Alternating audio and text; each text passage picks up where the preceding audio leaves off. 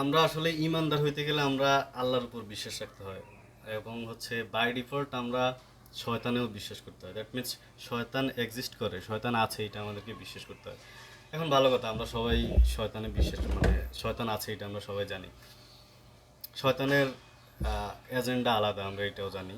কিন্তু আমাদেরকে বুঝতে হবে যে আমরা আসলে নিজেরাই কি শয়তানের কাজ করতেছি কিনা। আপনি যদি শয়তান, আমরা ভুল করা মানে শয়তানি করা না, আমরা ভুল করা মানে পাপ করা।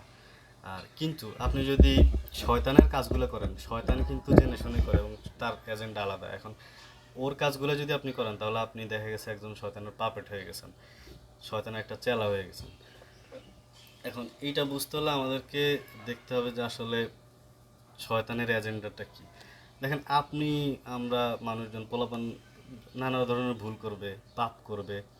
পোলাপানের নামাজে অনিয়ম হইতে পারে, রোজা রাখবে না, তারপর মিথ্যা কথা বলবে, ঘুষ খাবে, সুদ খাবে। এগুলা এগুলা আল্লাহর বান্দারা এগুলা করবে। এগুলা ভুল, এগুলা হচ্ছে পাপ। এগুলা তারা ততক্ষণ পর্যন্ত এগুলা ঠিক আছে। আপনি ততক্ষণ পর্যন্ত আল্লাহর বান্দা আছেন, যতক্ষণ পর্যন্ত আপনি একটা পাপ করবেন, ভুল করবেন, একটা গুনাহ করবেন এবং এটা বুঝবেন যে এটা গুনার কাজ। আপনি গুনাহ করছেন, আপনি ভুল করছেন, এটা যতক্ষণ আপনি বুঝবেন ততক্ষণ পর্যন্ত আপনি ঠিক আছেন। আল্লাহর ভালো মতো ধরতে পারলে আল্লাহ মাফ করে দিবে। আল্লাহ বলছে আমি মাফ করে দিব। কিন্তু আপনি যদি শয়তানের যে কাজটা করে, শয়তানের এজেন্ডা কিন্তু আলাদা। তো শয়তান যে কাজ করবে ওইটা যদি আপনি করেন তাহলে আপনি শয়তানের একটা পাপেট হয়ে গেছেন। এখন শয়তান আসলে কি করবে, আপনি আপনি কিভাবে বুঝবেন যে আপনি আসলে আল্লাহর বান্দা আছেন নাকি শয়তানের এজেন্ট হয়ে গেছেন, শয়তানের পাপেট হয়ে গেছেন। তো আমি দেখাই আসলে কোরআনে কি বলা আছে শয়তান কি করে।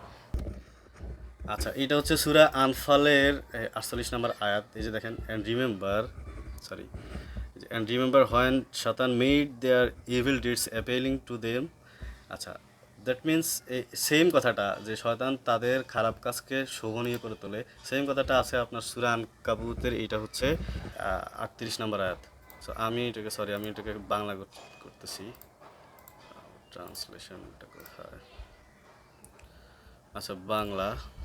সো একটু বাংলা করে দিলাম।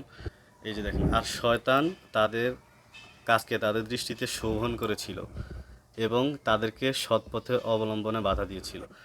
তো কাজ, এখন আপনি এই জিনিসটা দিয়ে ক্রস চেক করতে পারবেন যে আপনি কি শয়তান হয়ে গেছেন কিনা। এখন আপনি দেখা গেছে হিউম্যান রাইটসের নামে, উইমেন এমপাওয়ারমেন্টের নামে দেখা গেছে যে যেগুলো নিষিদ্ধ কাজ, যেটা কোরআনে আল্লাহ তাআলা না করছে, ওই ধরনের কাজকে আপনি নর্মালাইজ করতেছেন। আপনি ওগুলা শুধু নিজে করতেছেন না, মানুষকে আপনি বুঝাইতেছেন, মানুষের কাছে এটাকে নর্মালাইজ করতেছেন। দ্যাট মিন্স আপনি একটা শয়তানের পাপেট হয়ে গেছেন, শয়তানের চেলা হয়ে গেছেন।